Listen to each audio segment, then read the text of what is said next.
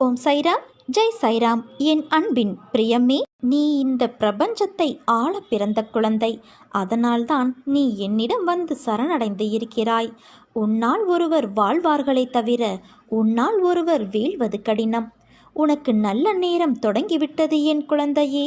கடந்து செல்லும் நேரத்தை மட்டும்தான் உன்னால் வீணடிக்க முடியும். நாளைய தருணத்தை உன்னால் வீணடிக்க முடியாது. ஏனென்றால் அது உனக்காக வைக்கப்பட்டுள்ளது. பணம் என்றுமே நிம்மதியை தருவது கிடையாது. ஆனால் நிம்மதியில்லாமல் போவதற்கு பணம் ஒரு முக்கிய காரணம். பிடித்தாலும் பிடிக்கவில்லை என்றாலும், ஜெயித்தாலும் தோற்றாலும் கட்டாயம் விளையாண்டே தீர வேண்டும்.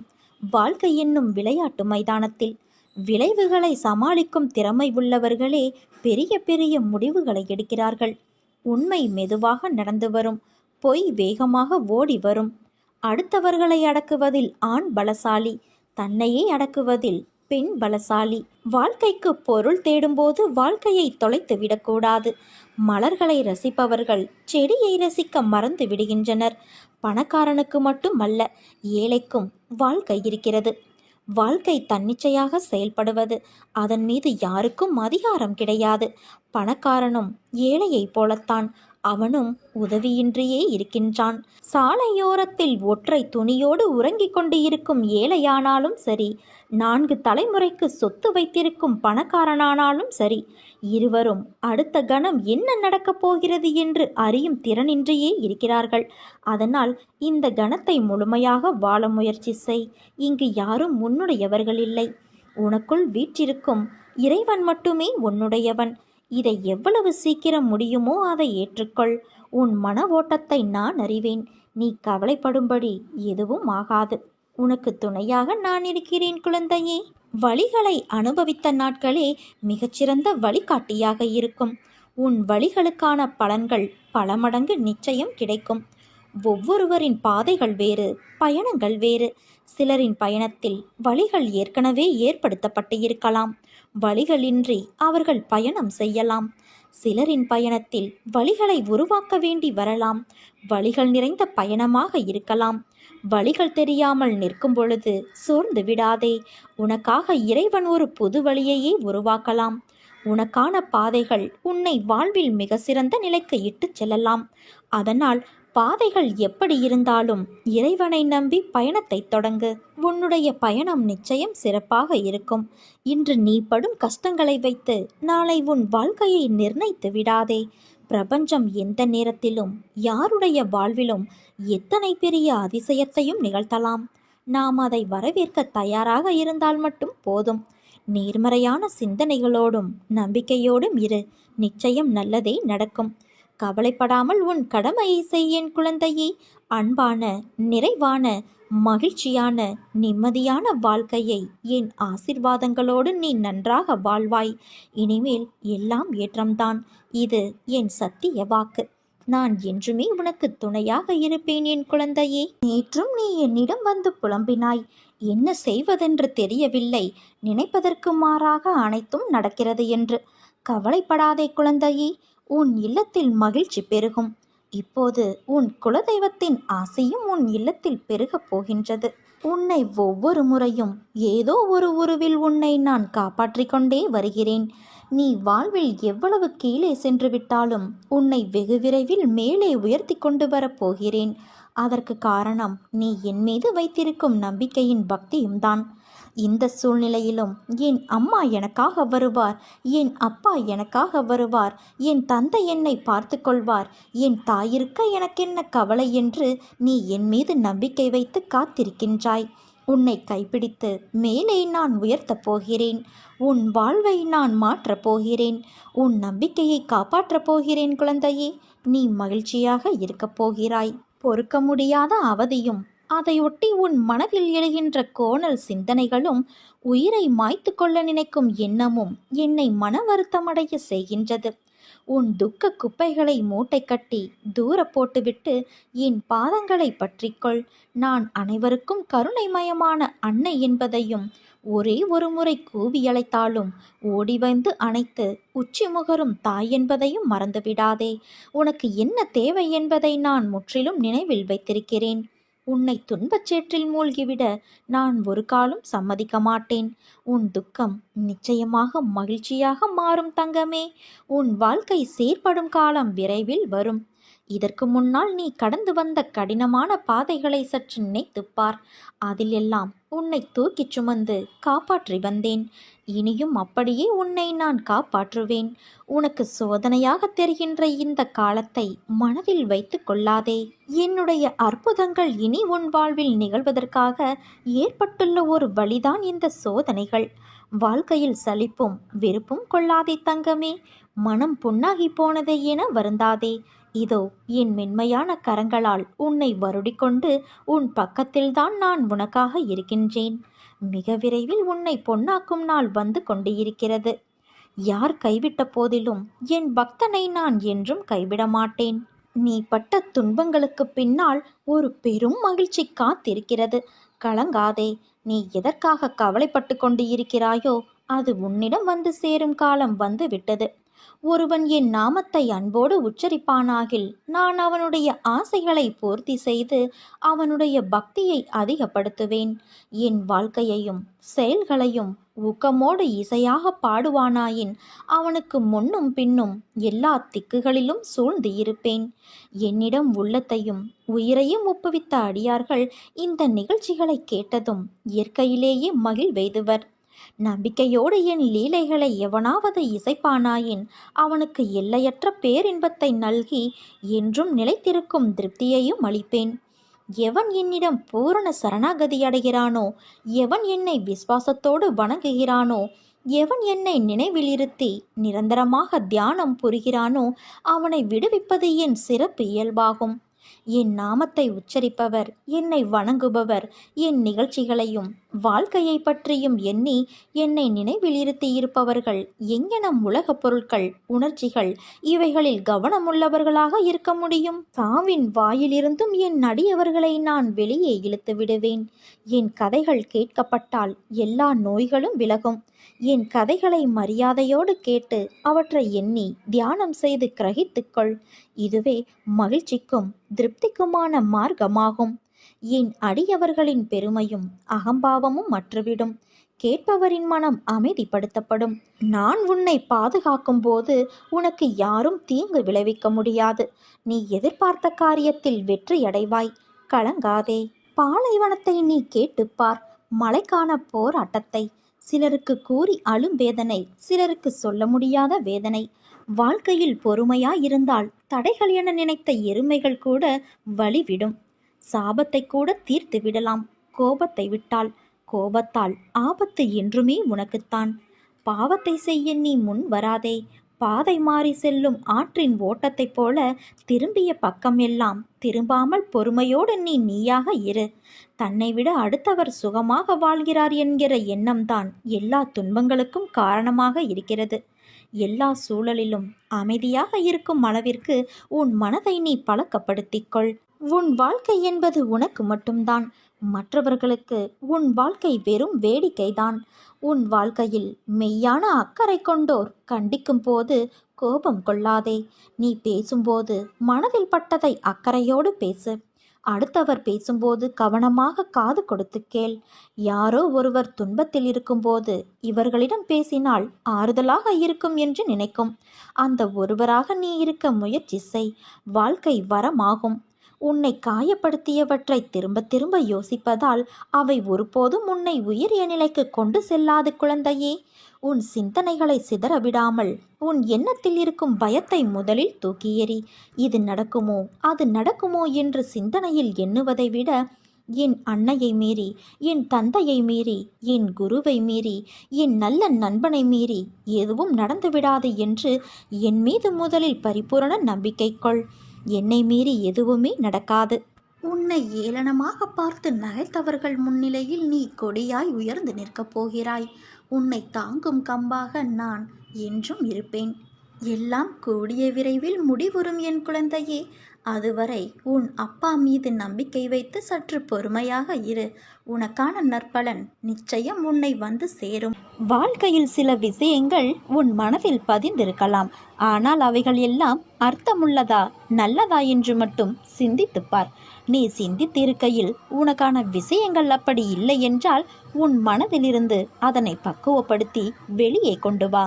உன்னிடம் நேர்மறையை தக்க வைக்கவே இத்தனையும் உனக்கு கூறுகிறேன். மேடு பள்ளம் என இருமுகம் கொண்டதுதான் வாழ்க்கை. சில விஷயங்கள் உன் மனதில் எதிர்பார்த்து கொண்டு இருப்பாய். நடக்க தாமதமாக தோன்றும். ஆனால் அதற்கான அத்தனை யுத்திகளும் செயல்முறைகளும் உனக்குள் ஒரு மாற்றமாய் கொண்டு வந்து விட்டேன். உணர்வுகளால் உன் முன்னேற்றத்திற்கான காலத்தை நீ உணரப் போகின்றாய். என்னை சரணாகதி அடைந்தவர்கள் துன்பத்தில் விழும் தருவாயில் எனது 4 கரங்களையும் கொடுத்து அவனை மேலே எழ செய்வேன். என்றும் அவனை கண்ணிமை காப்பது போல நான் காப்பேன்.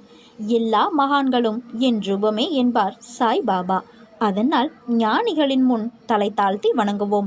அவர்களின் கருணை நிறைந்த கடைக்கண் பார்வைகளே மலை போன்ற பாவங்களை அழித்து நமது தீய கரைகளை நீக்கி சீர்படுத்துகிறது.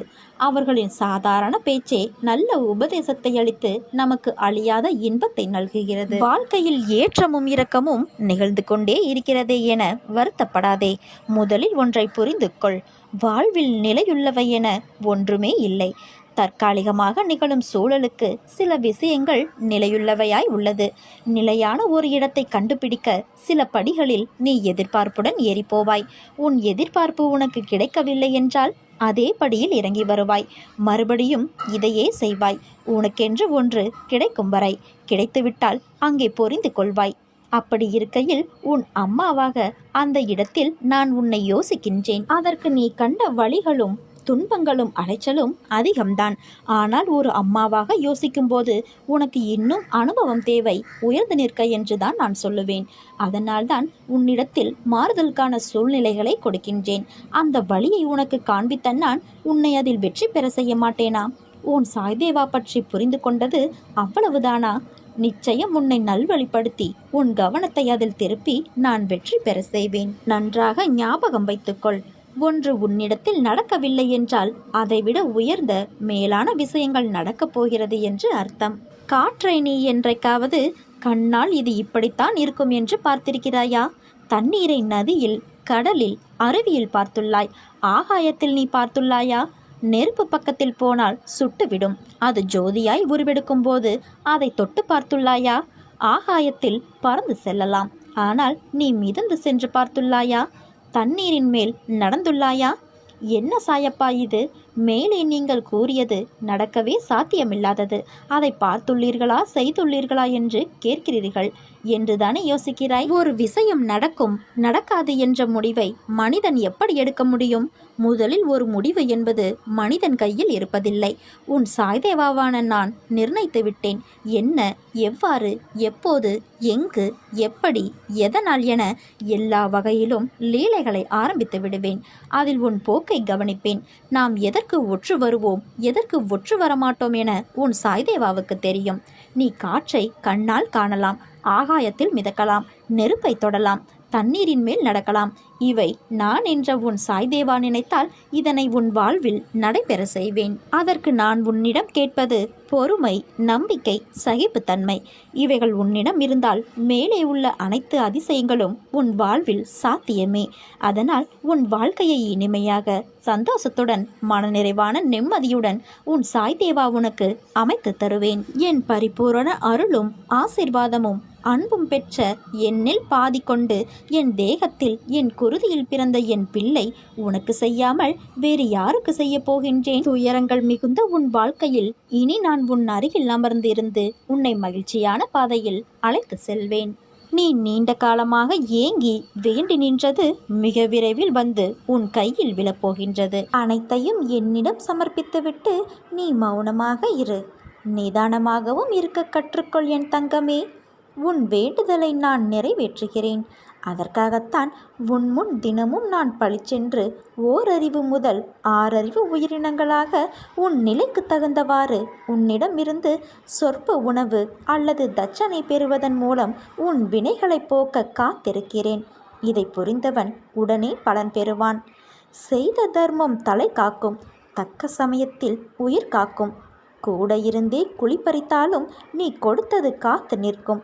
அதுவும் உன்னிடமிருந்து பெறுவது இந்த சாய் என்பதால் உனக்காக கிடைக்கவிருக்கும் பலன் கடுகளவுதான் இருந்தாலும் அது ஒரு பனங்காய் அளவாக மாற்றி தருவேன்.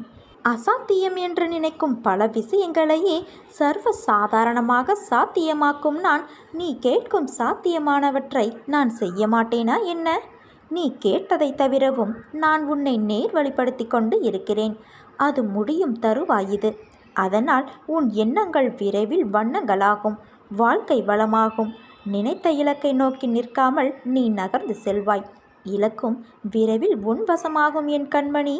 நான் இருக்கிறேன் உன்னோடு என்பதை நீ என்றும் நினைவில் கொள். என்னை நம்பினால் அசாத்தியம் கூட சாத்தியமே. என்னை நம்பினால் அசாத்தியம் கூட சாத்தியமே. நீ மிகுந்த வேதனை கொண்டிருப்பதோ சர்வ சாதாரணமான சாத்தியமானதற்கே. பிறகு ஏன் கலவரம்? நீ கேட்டதை மட்டுமே எப்போதும் நான் கொடுப்பதில்லை. மற்ற எல்லா நல்ல விஷயங்களையும் சேர்த்தே தருவேன். நீ எல்லா நற்குணங்களையும் பெற இப்போது நன்கு தகுதியாகிக் கொண்டிருக்கிறாய். இதை கண்ணார நீ பார்த்து கொண்டிருப்பாய். எனவே நீ கேட்டதும் கேட்காத மற்ற நல்லவைகளும் இப்போது உனக்கு கிடைக்க இருக்கின்றது. கிடைப்பது நிலைக்க இருக்கின்றது. சந்தோஷமாக இரு, உற்சாகமாக இரு, சமயோசித புத்தியோடு எப்போதும் இரு என் கண்மணி. எப்போது நீ என்னை உறுதியாக பற்றி கொள்ள ஆரம்பித்தாயோ அப்போதே நீ விடுதலையின் படியில் காலை வைத்து விட்டாய் என்பதை உறுதியாக நம்பு. அப்படியானால் உனக்கு விடுதலை உறுதியல்லவா? இந்த சாயி உம்முடைய வியாதியையும் வலியையும் பிரச்சனை போன்ற எதையும் திடீரென முழுவதும் நிர்மூலமாக்கி விடுவார். அனைவர் மீதும் கருணை கொண்ட இந்த பக்கீர் அன்புடன் உன்னையும் பாதுகாப்பார். இப்போது நீ பிரச்சனைகள் தடங்கல்கள் என்னும் கடலில் கழுத்து வரை மூழ்கியிருக்கலாம். துக்கமும் வேதனையுமாகிய படுகொலியில் ஆழமாக அமிழ்ந்து போயிருக்கலாம். அதை பற்றி நீ வருத்தப்படாதே. எனது நாமம் உனது உள்ளத்திலும் எனது யோக சக்தியான உதி உன் நெற்றியிலும் இருக்கும் வரை எந்த தீங்கும் உன்னை தொட முடியாது. நீ அனுபவித்த கஷ்டங்கள் யாவும் விரைவில் கனவாய் சென்று மறைந்து போகும். ஆனால் உன்னுடைய ஆசைகள் நான் உனக்கு கொடுப்பேன் என்று நான் சொன்னவை கனவாய் போகாது. நீ கேட்டதை விட பல மடங்காக உனக்கு நான் நிறைவேற்றப் போகிறேன். இனிதான் உனக்கான வாழ்க்கையை வழங்கப் போகிறேன். உன் நன்னடத்தைக்கும் நேர்மைக்கும் உண்டான பரிசை நான் உனக்காக உருவாக்கிவிட்டேன். விரைவில் அது உன் கரங்களில் தவழும். இது உன் பாபாவின் சத்திய வாக்கு. நானே கதி என்று இருக்கும் உன்னை எப்படி நான் பாதியில் விட்டு விடுவேன்? உனக்கானதை பார்த்து பார்த்து தயார் செய்து கொண்டே இருக்கிறேன். இன்னும் சிறிது காலத்தில் உனக்கு நான் குறித்துள்ள நாளில் உன் கையில் அது வந்து சேரும். அதுவரையிலும் சற்று பொறுமையாக இரு. என் நாமத்தை மட்டும் உச்சரித்து கொண்டு இரு. கவலைப்படாதே. நிச்சயமாக அப்பா உன்னை நான் கரை சேர்ப்பேன். உன் துயரத்தில் பெரும் பகுதியை நான் என் குழந்தைகளுக்காக அனுபவித்து கொண்டு இருக்கிறேன். மனதை அமைதியாக வைத்துக்கொள். எந்தவிதமான குழப்பங்களையும் நீ அதற்குள் அனுமதிக்காதே. இந்த நிலை வெகு விரைவில் மாறி உனக்கு வெற்றி கிட்டும். நான் கூறியது எதுவும் உன் வாழ்வில் நடக்காமல் இருக்காது. உன் உழைப்பு, அன்பு, மதிப்பு தெரியாத மனித மிருகங்கள் மத்தியில் அகப்பட்டு கொண்டு தவிக்கிறாய். கவலை வேண்டாம். அங்கும் நான் உன்னோடு தான் இருக்கின்றேன். நீ உன்னுடைய கடமையை செய். உன் உள்ளத்தில் எப்போது குழப்பம் வந்தாலும் நான் உள்ளிருக்கிறேன் என்பதை நினைத்துக்கொள். உன் குழப்பம் அனைத்தும் தீரும் காலம் வந்துவிட்டது. நீ நினைப்பது போல விடிவு காலம் என்பது திரைப்படங்களில் வருவது போல ஒரு நொடியில் மாறும் அதிசயமல்ல. உன் விடிவு காலம் ஏற்கனவே ஆரம்பிக்கப்பட்டுள்ளது. உன்னை வழி நடத்துவதன் மூலம் நான் ஏற்கனவே அதை செயல்பாட்டில் கொண்டு வந்துவிட்டேன். அதன் முன்னேற்றம் உன் கண்களில் இப்போது தெரியவில்லை. அதனால் நீ ஒன்றும் நடக்கவில்லை என்கின்றாய். நீ அறியாமலேயே சமீப காலமாக பல்வேறு துன்பங்களிலிருந்து உன்னை காப்பாற்றியிருக்கிறேன். அதேபோல தொடர்ந்து காப்பேன். விடியல் ஆரம்பமாகிவிட்டது குழந்தையே, ஏற்கனவே ஆரம்பமாகிவிட்டது. அதை நீ உணரும் தருணம் விரைவில் வரும். உனக்கான காலமும் நேரமும் கைகூடி வந்துவிட்டது. இனி தடையின்றி சுப காரியங்கள் நடக்கப் போகிறது குழந்தையே. காலம் மாறுகிறது. உன் துயரமான வாழ்க்கை இத்தோடு மாறிவிட்டது. லட்சியத்தை நோக்கி அசைக்க முடியாத உறுதியோடும் பொறுமையோடும் செயல்பட்டால்தான் நீ வெற்றி பெறுவாய். நீ பிறருக்கு செய்யும் தன்னலமற்ற நன்மை என்ற ஒன்றினால் உன்னுடைய கருமாக்களை நீ கரைந்து போக செய்ய முடியும். நீ 1 அடி எடுத்து வைத்தால் உனக்காக நான் 100 அடி வைப்பேன். இதை நீ நடைமுறைப்படுத்திப் பார். உன் பிரச்சனைகள் விரைவில் தீர்ந்துவிடும். நான் உனக்கு அடிக்கடி கூறுவது, நீ செய்யும் எந்த காரியத்திற்கும் பலனை எதிர்பார்த்து செய்யாதே என்று. பிறகு அவர்களுக்கு நான் என்னவெல்லாம் செய்தேன், ஆனால் அவர்களோ எனக்கு தீங்கு இழைத்து விட்டார்கள் என்று புலம்பாதே. அவரவர்கள் செய்யும் செயல்களுக்கான பலனை அவர்கள் நிச்சயமாக அனுபவிப்பார்கள். விவேகத்தை கடைப்பிடி. தெய்வ பக்தியோடு நீதிக்கு கட்டுப்பட்டு வாழ முயற்சி செய். இதனால் நீ என்றும் தாழ்ந்து போக மாட்டாய். தீமையை சகித்துக்கொள். இதனால் பாவக்கணக்குகள் ஒவ்வொன்றாக கழிந்து முடிவுக்கு வந்துவிடும் என்பதை புரிந்து கொள். துன்ப நிலை மாறி இன்ப நிலையை நீ அடையப் போகின்றாய். உன் நிலையை நான் மாற்றியமைப்பேன். உன் கரத்தை பலப்படுத்துவேன். நீ நம்பிக்கையோடு காத்திரு. இது நிச்சயம் நிறைவேறும். உனக்கான இலக்கை நோக்கி நீ போய்க்கொண்டே இரு என் குழந்தையே. உனக்கு துணையாக உன் அன்னையான நான் என்றும் இருப்பேன். உன்னை பாதுகாத்து கரை சேர்ப்பது என் பொறுப்பு. நீ தன்னம்பிக்கை மட்டும் விட்டுவிடாதே. உன்னை ஏளனமாக பார்த்து நகைத்தவர்கள் முன்னிலையில் நீ கொடியாய் உயர்ந்து நிற்கப் போகிறாய். உன்னை தாங்கும் கம்பாக நான் என்ற உன்னிடத்தில் உன் அன்னையான என்னை நீ என்ற சொல்லுக்கு அர்த்தம் கண்டாயோ, அந்த நொடி பொழுதிலிருந்தே உனக்காக நான் இருக்கிறேன். அதற்கு முன்பும் சரி, அதற்கு பின்பும் சரி, என் உயிராய் நீ இருக்கின்றாய். என் பரிபூரண அருளும் ஆசிர்வாதமும் அன்பும் எப்போதும் உனக்கு உண்டு. உன் கண்ணீரை துடை. உன் கண்களிலிருந்து கண்ணீர் வலியக்கூடாது.